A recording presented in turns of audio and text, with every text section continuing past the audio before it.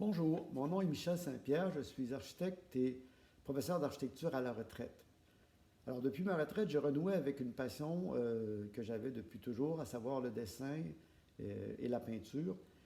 Et j'ai commencé une activité d'illustration historique. En fait, je m'intéresse beaucoup aux lieux, aux événements, aux personnages de l'Est du Québec, notamment dans le contexte de la Deuxième Guerre mondiale.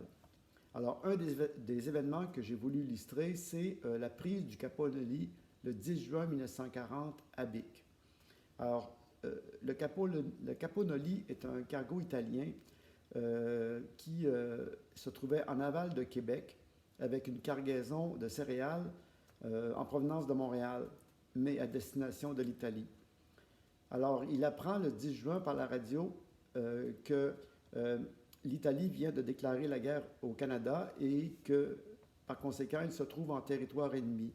Il reçoit l'ordre de tout faire pour échapper à la capture, donc d'essayer de rejoindre l'océan Atlantique ou, à défaut, de se saborder. Alors, à partir de là, va s'enchaîner toute une série d'événements que je vais raconter dans cette conférence.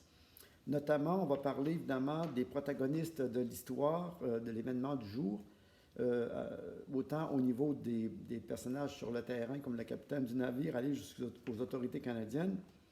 Le contexte aussi de la guerre en Europe et au Canada, et les liens entre l'Italie et le Canada et le Québec en particulier, qui jouent un rôle important aussi.